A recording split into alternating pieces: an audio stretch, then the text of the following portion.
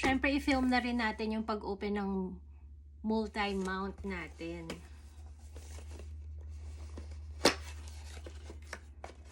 I hope this will be as useful as I thought it would be. So it looks like, oh, it's a little like my weight siya, which is good actually kasi para hindi siya, you know, it doesn't feel flimsy.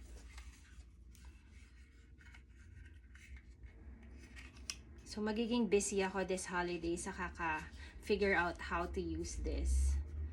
Oh, ganyan siya. Oh, ang cute. And then I like na meron siya nito. Because this one you can like put dun sa door and then nakaganyan. Or you know, wherever you want it.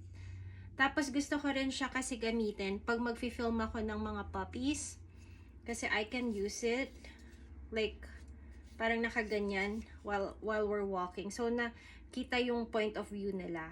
'Di ba? Kasi lagi akong yumuyuko eh. So pag ganyan, I can just do that. Yeah, marami pa akong madi-discover dito. But this is cool. Yeah, kasi I can hold it like that habang nandito yung camera. So makakapag-video na ng maraming puppy content. I'm so excited, guys.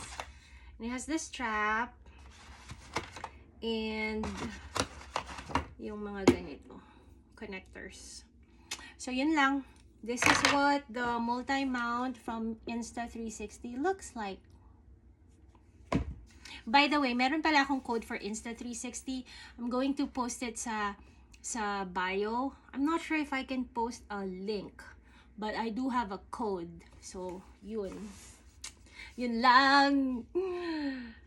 Ang OA ko ba na kinikilig ako sa bagong gamit kasi you just don't understand. Pag ang tagal ko talagang ni-research na bagay, hindi yung on a whim binili ko, pero pag matagal, ganito talaga ako mag-react, ang OA. Pero kakalma rin ako soon, huwag ka mag-alala. Yun lang. Bye guys!